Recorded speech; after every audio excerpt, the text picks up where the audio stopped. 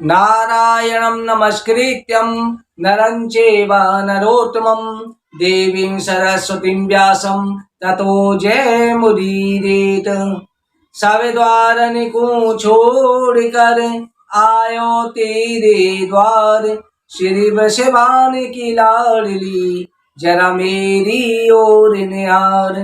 वृंदावन बिहारी लाल की जय, हरिवंश महापुराण की जय। श्री सूजी महाराज कहते हैं, ऋषि बनो, आज हरिवंश पुराण की संपन्न आखिरी दिन की कथा है। इस कथा को बिल्कुल ध्यान से सुनना चाहिए। जनमेजय को भूत भविष्य की बात बताई। सभी ऋषियों ने वचनामृत करके बुरी बुरी प्रशंसा करी। धर्म अर्थ काम वीरों को उत्साह बढ़ाने वाले हैं। मामुनि व्यासी कभी आने की बात कह रहे थे, वहां से विदा हुए कि दोबारा से राजन तुमसे मुलाकात होगी, परंतु आज से हम सभी ऋषि मुनि कलयुग में लुप्त होने वाले हैं। कुछ समय के पश्चात राजा जनमेजय ने विश्वद अश्वमेध यज्ञ की दीक्षा ली। जब अश्वमेध यज्ञ में घोड़े की बलि दी गई, तब काशी नरेश की पुत्री वपुष्त्रमा, जो सर्वांग सुंदरी थी, वहीं पर जाकर बैठ गई। इंद्रदेव उसे देखकर के उस यज्ञ में उस पर मोहित हो गए। उन्होंने सूक्ष्म रूप में घोड़ी के शरीर में प्रवेश करके रानी की संग को प्राप्त किया। रानी की संग रही। ऐसे क्रोधित होकर राजा ने रानी से कहा कि ये घोड़ा ही तेरे काम का कारण बनेगा। काम संपन्न अर्जुन ने जो अग्नि होता था, उसने इंद्र के कमुन भाव को जानकर राजा जनमेजय से कहा।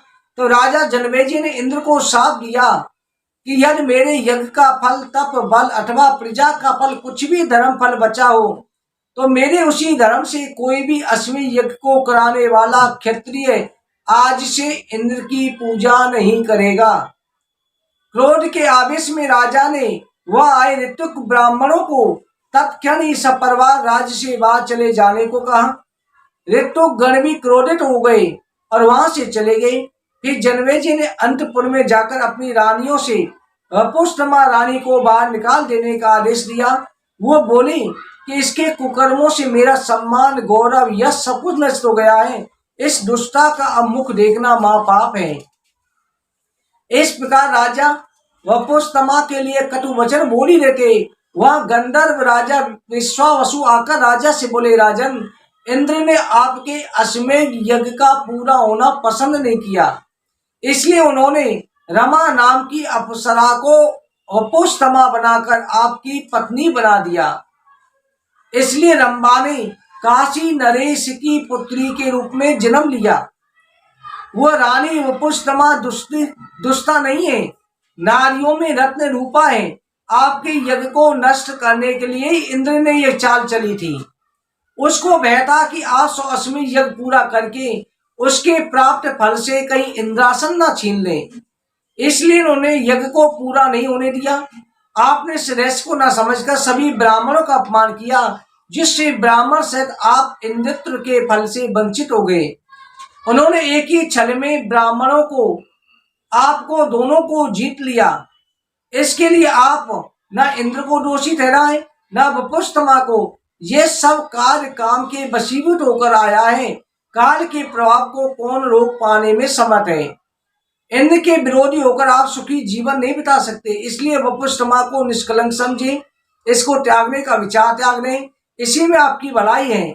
जनमेजय ने विश्वावसु के वचन पर विश्वास कर अपने क्रोध को शांत किया एवं वपुष्त्रमा को पवित्र मानकर उसे त्यागने का विचार त्याग दिया। ब्राह्मणों के प्रति अपने द्वेष को भी त्याग दिया।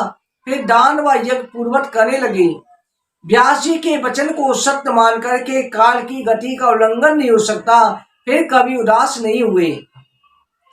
वैशंपायन जी ने राजा जनमेजय से आगे कहा कि परम ब्रह्म का स्वरूप जो पंचेंद्रिय द्वारा ज्ञात है, उसका संक्षिप्त शास्त्र सिद्धांत के द्वारा निम्न प्रकार है। सूक्ष्म स्थूल जगत के कारण परम पुरुष अविनाशी है, सदा ही पूर्ण है। अहंकार तत्व एवं ब्रह्मा की उत्पत्ति भी नीचे हुई है। परम ब्रह्म किसी से उत्पन्न न होते हुए भी सर्वत्र विद्यमान है। इसी कारण इन्हें विभु और नारायण भी कहा जाता है। इनके हाथ पैर सिर नेत्र सभी दिशाओं में विद्यमान है, अतः विश्व पर छाया रहती है। जिस प्रकार लकड़ी में स्थित अग्नि दिखाई नहीं देती, ठीक उसी प्रकार विश्व में सत असत जिसका कारण ब्रह्म है प्रत्यक्ष दिखाई नहीं पड़ता। काल की भी दृष्टि से ब्रह्म ही भूत भविष्य वर्तमान में काल रूप में परिवर्तित होता रहता है। वही सभी लोकों जीवों के स्वामी परम आश्चर्य रचेता है। इस ब्रह्म से संपूर्ण सृष्टि की रचना होती है। वह ब्रह्म अव्यक्त होते हुए भी 5 सूक्ष्मों में होता है। ज्योति स्वरूप नारायणी आकाश स्वरूप थे, उन्हीं से विश्व सृष्टा ब्रह्मा की उत्पत्ति हुई। जल से निकली पृथ्वी से टूटकर सूर्य प्रकट हुआ जो तेजपूर्ण है। सूर्य मंडल से टूटकर दूसरा तारा मंडल प्रस्थित हुआ जो सौम्यता का सौम्य कारण मंडल कहलाया।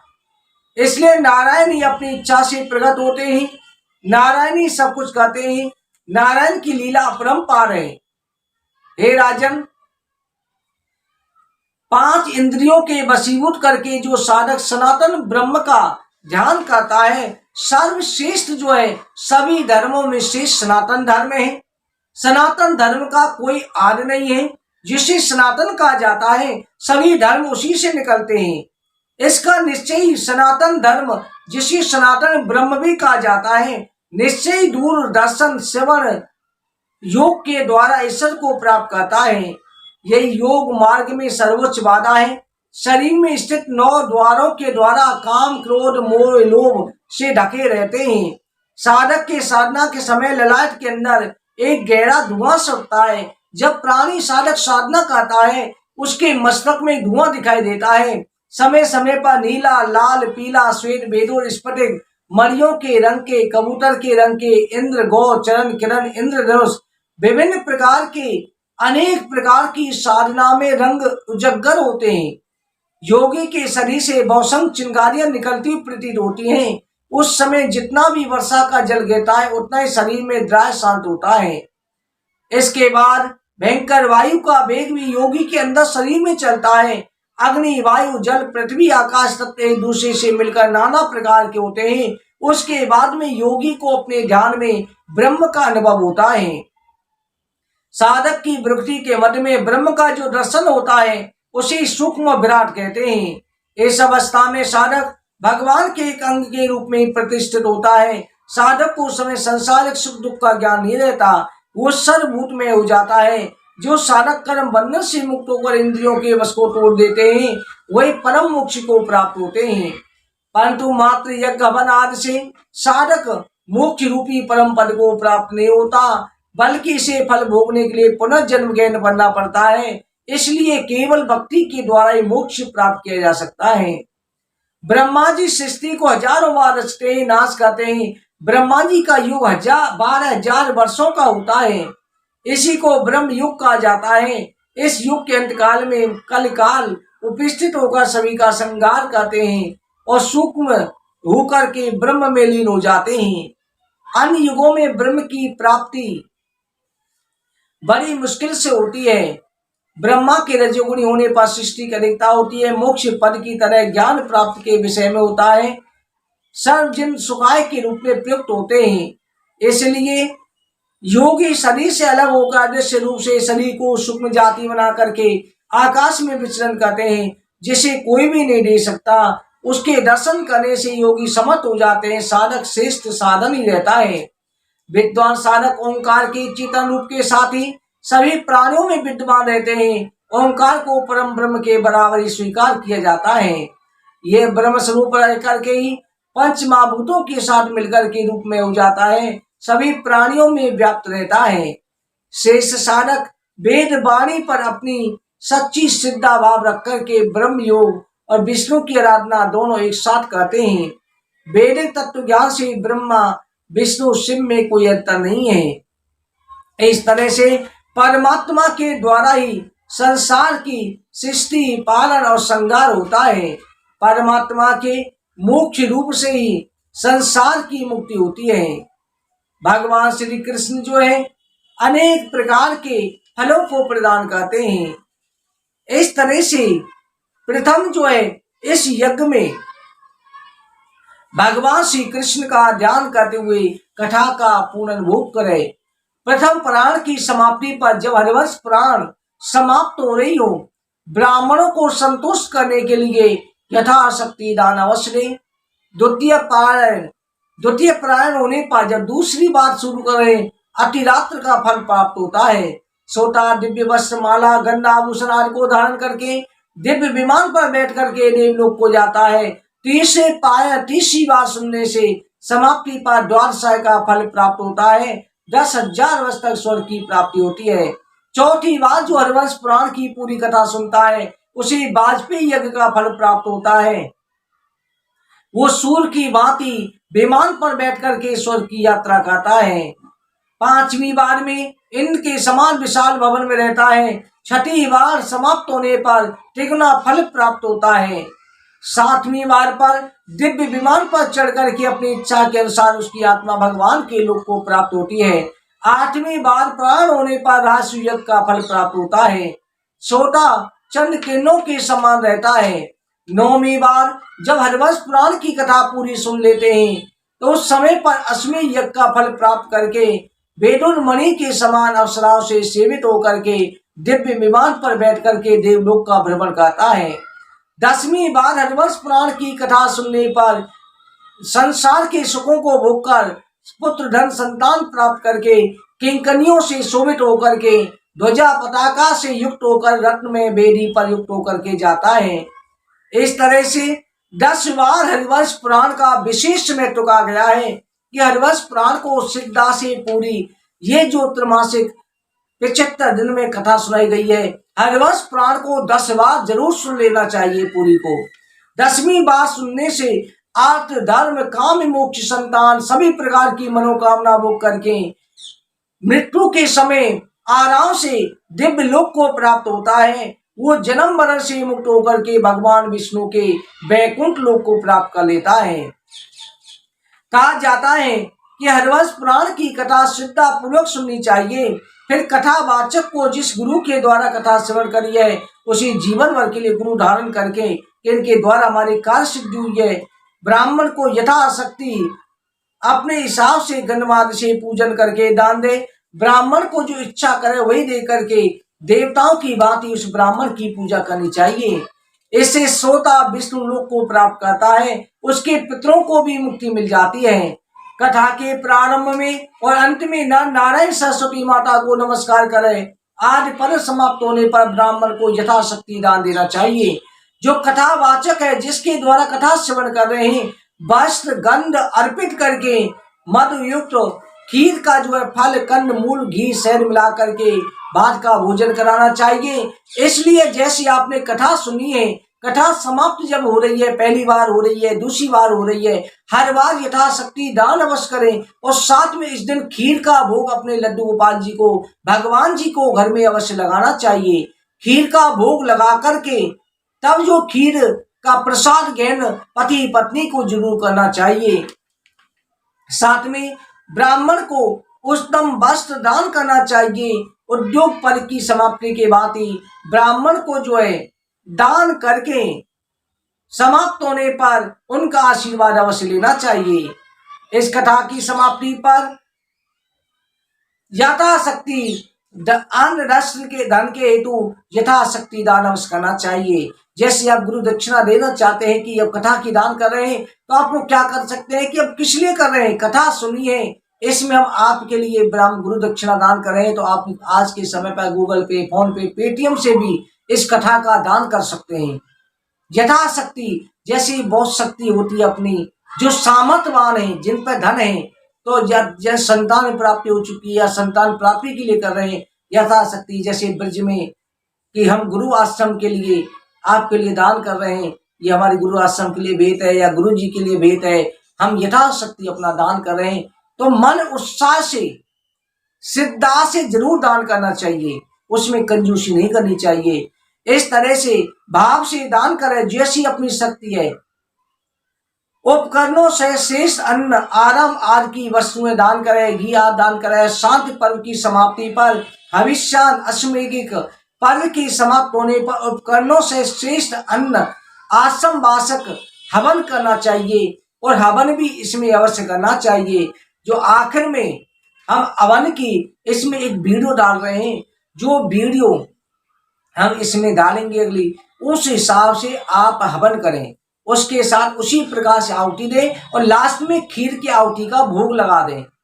लास्ट में जो 5 आहुति खीर की दे देना, जो सारा हवन होगा लास्ट की खीर की आहुति दे करके आप साथ साथ मंत्र पढ़ सकते हैं। जैसे हम मंत्र बोलेंगे उनके साथ आहुति दे सकते हैं, लास्ट में खीर का भोग लगा सकते हैं, भगवान की आरती करें। इस प्रकार से पहली बार, दूसरी बार, तीसरी बार जैसे हो रहा है, आप जो कथा को समाप्त करें। छोटा सा हवन कुंड लें या किसी तसले में 2 लकड़ी रख करके, 4 लकड़ी रख करके, और आप कटोरी में घी रख लें, थोड़ी सामग्री रख लें, आहुतियां दें और लास्ट में जो है आप जो है खीर की 5 आहुति डाल करके आरती करके भोग डालें और हाथ में जल लेकर के संकल्प छोड़े हैं, प्रभु जो कथा सुनी है इसका फल हम आपको अर्पण कर रहे हैं, हमारी मनोकामना पूरी हो। इस तरह से कथा समाप्त करें। वैशंपा जी कहते हैं, राजन सोता इस ग्रंथ का आधा या चौपाई का भी एकाग्र मन श्रवण करता है, कथा को संपूर्ण करता है, भगवान की उसे प्राप्ति होती है। तभी कहा जाता है, श्लोकम व श्लोकपादम अक्षरम व नृपात्मकः। यानी कथा शांत स्वस्थ होकर के श्रवण करनी चाहिए। जो मनुष्य परम पद की इच्छा रखते हैं, संतान की इच्छा रखते हैं, श्रोता को चाहिए कि अपनी इच्छा के अनुसार दान अवश्य करना चाहिए, क्योंकि जो कथावाचक होता है, जो ब्राह्मण अब कथा सुना रहा है, वो साक्षात नर नारायण व्यास जी का रूप हो जाता है। व्यास जी का रूप मान करके उनकी जो आप कथा श्रवण करें, कथा श्रवण करते हुए इस हरिवंश महापुराण के सुनने से सहस्रों अश्वमेध यज्ञ, सैकड़ों वाजपेयी यज्ञ का फल प्राप्त हो जाता है। अजर अमर अनंत सगुण निर्गुण स्थूल सूक्ष्म पे ब्रह्म की प्राप्ति होती है। योगियों के ध्यान करने वाले जो योगियों को गति प्राप्त होती है, वो हरिवंश पुराण के 10 बार सुनने से प्राप्त हो जाती है। इसलिए आपको पूरी हरिवंश पुराण 10 बार जरूर सुननी चाहिए और प्रार्थना करें कि जगत गुरु मैं आपकी शरण में हूँ। हरिवंश पुराण के श्रवण करने से सभी प्रकार के संकट दूर होवे, सभी का कल्याण हो और सभी आप भक्तों की मनोकामना भी पूरी हो। यत्र विष्णु कथा दिव्या शतवर्षा सनातना तस्सोष्ठ मनुष्येण परम पद मेच्छिता। आप सभी की मनोकामना अवश्य पूरी होगी। हरिवंश पुराण की कथा इस प्रकार से आप संपन्न करें। हरिवंश पुराण की कथा श्रवण करने से आपके सभी प्रकार के जितने भी पाप ताप हैं सभी नष्ट हो जाएंगे।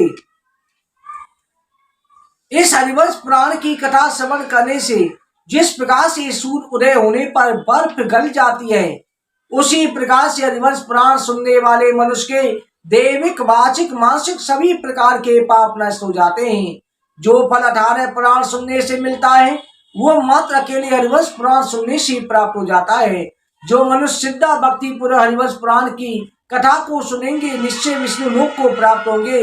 कलयुग में पूरे जम्बू द्वीप में हरिवंश पुराण को श्रद्धा से भक्ति से सुनने वाला अगर व्यक्ति एक भी मिल जाए तो बहुत बड़ा श्रेष्ठ धनवान होता है।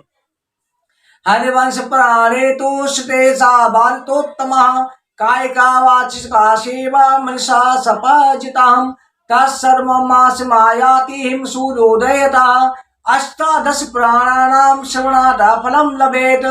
इसलिए वैशंपा जी ने पुनः कहा, राजन पुत्र की कामना करने वालों को, जिनको पुत्र प्राप्ति की इच्छा है, संतान प्राप्ति की इच्छा है, नौकरी की इच्छा है, विवाह की इच्छा है, पिता दोष दूर करने की इच्छा है, उन्हें चाहिए हरिवंश पुराण की कथा श्रवण करें। जिन स्त्रियों की संतान मृत्यु के बाद बचती नहीं है, जन्म लेने के बाद मृत्यु प्राप्त हो जाती है, गर्भ नष्ट हो जाता है, या पुत्री होती है पुत्र नहीं होता, या पुत्र होता है पुत्री नहीं होती, किसी भी कामना से संकल्प लेकर के कथा श्रवण करें तो हरिवंश पुराण की 10 बार कथा श्रवण करने से अवश्य मनोकामना पूरी हो जाती है। हरिवंश पुराण की कथा पूर्ण होने पर कथावाचक को स्वर्ण मुद्राएं दक्षिणा सहित रूप में, अगर आपकी शक्ति है, कहा जाता है स्वर्ण का दान किया जाता है, उसके स्वर्ण के निमित्त दान किया जाता है। सामर्थ नहीं है तो आप यथाशक्ति दान कर सकते हैं। दान करें। एक वस्त्र से ढकी हुई, सोने से मरी हुई यानी कपड़ा गौ का दान करें, स्वर्ण भूषण लेना, गौ दान करना, भूमि दान करना सर्वश्रेष्ठ माना गया है। कहा जाता है जिसको डॉक्टरों ने मना कर दिया, संतान वर्ष वृद्धि नहीं हो रही, अगर भूमि दान करते हैं तो अतिश्रेष्ठ हो जाता है, क्योंकि भूमि दान से बड़ा कोई दान नहीं है। निसंतान दंपति को पुत्र, निर्धन को प्रचुर धन, अश्वमेध यज्ञ का फल देने वाला, हरिवंश पुराण सुनने वाले को मिलता है, सभी प्रकार के पापों से मुक्ति मिल जाती है। इस प्रकार से श्री हरिवंश पुराण की कथा संपन्न होती है।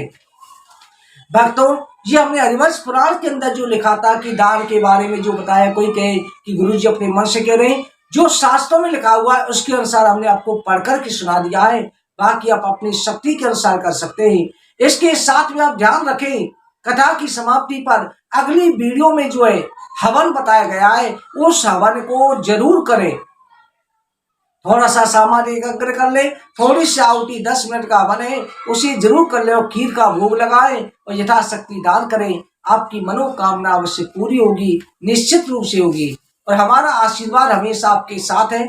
और भक्तों ध्यान रखें कि हमारे पास में कई कमेंट आते हैं कि गुरुजी आपसे हम मिलना चाहते हैं। हम मिलने के लिए, क्योंकि हम कोई ज्यादा धनवान गुरु नहीं, हम केवल एक साधारण गृहस्थी है, कोई ज्यादा ऐसे नहीं, केवल सामान्य है, प्रभु की सेवा करते हैं। साथ में हम जो है जन्म कुंडली विशेषण की जो दक्षिणाएं हम लेते हैं, कई लोग कहते हैं कि गुरुजी दक्षिणा इतनी ज्यादा है, क्या कहते हैं, हम इसलिए लेते हैं, हम भी गृहस्थी हैं, हम कुछ संत नहीं है, हम केवल गृहस्थी, ब्राह्मण गृहस्थी है, जो केवल वैष्णव है, ब्रजवासी है, वृंदावन धाम के वासी हैं, पर हमारे पास में उचित व्यवस्था इसलिए नहीं है कि आपसे मिल सके। हम उसके लिए हम कोशिश कर रहे हैं। जैसे हमारे पास में धनराशि एकत्र होगी, अर्थ की व्यवस्था नहीं है, अभी बहुत महंगाई है, जैसे धन इकट्ठा होगा हम एक जगह अलग वो अकाउंट बना रखा है, जिसे हम पैसे धन के लिए जो अलग आते हैं उसमें निकालते रहते हैं। जब व्यवस्था हो जाएगी तब आपको जो अवश्य पोस्ट के द्वारा बताएंगे। अभी हमारे पास मिलने के लिए, इसलिए ऑनलाइन ही जो कुछ संपर्क करना है, कुछ पूछना है, आप ऑनलाइन ही पूछ सकते हैं, व्हाट्सएप पे पूछ सकते हैं, जो आपको नंबर यहाँ दिया गया है इस नंबर पर, उसी पर आप गुरु दक्षिणा भी व्यक्त कर सकते हैं, यथाशक्ति कर सकते हैं। और हमारा आशीर्वाद आप सभी के साथ है कि आप सभी के जीवन में हमेशा खुशहाली रहे, आप सभी सन्मार्ग पर चलें। हमारे इस दरबार में ना कोई निर्धन है ना अमीर है, सब बराबर है। हमारा जो दान करे उनको भी आशीर्वाद है, जो दान नहीं करते उनके लिए भी आशीर्वाद है, सबको समान मात्रा में हम आशीर्वाद प्रदान करते हैं। और हमारा आशीर्वाद से आप सभी हमेशा प्रसन्न रहें, आप सभी की मनोकामनाएं हमेशा पूरी हो, आपके वंश की वृद्धि हो, धन धान अर्थ धर्म काम मोक्ष प्राप्त हो, और मेरे बाकी बिहारी की कृपा दृष्टि आपके परिवार पर हमेशा बनी रहे, हमेशा हमेशा बनी रहे। सदा निरोग रहो, खुशी रहो, हमेशा आपका मंगलमय हो, सदमार्ग पर चलो, गलत रास्ते पर भ्रमित आप ना हो, ये हमारी प्रार्थना है। और हमसे इस कथा के बीच में कोई भूल चूक हुई हो उसके लिए हम क्षमा प्रार्थी हैं। आप जो है हमें क्षमा भी कर सकते हैं, क्योंकि हम आपके लिए गुरु गद्दी पर हैं, गुरु भी हैं, परंतु जो बुजुर्ग हैं, माताएं, उनके लिए हम पुत्र के समान हैं, जो बराबर के हैं, माता बहनों के लिए, भाइयों के लिए, उनके लिए भाई के समान हैं, और छोटों को हम गुरु के समान भी हैं। आप किसी भी दृष्टि से हमें देख सकते हैं। आप सभी हमारे परिवार के सदस्य हैं, हमेशा जुड़े रहें और ज्यादा से ज्यादा लोगों को हमारे पास में जोड़ें। आपका अगर उत्साह रहा तो हम इसी प्रकार से धार्मिक कथाएं आगे डालते रहेंगे। आप जरूर बताएं कि कौन सी कथाएं आगे सुनना चाहते हैं, पर पूर्ण सहयोग से सुने। ये नहीं कि कार्य पूर्ण होने के बाद में आप कथाएं सुनना छोड़ देते हैं, तो कथाओं पर जुड़े रहें। आपका सहयोग हमेशा बना रहे। आप सभी को जय श्री कृष्ण।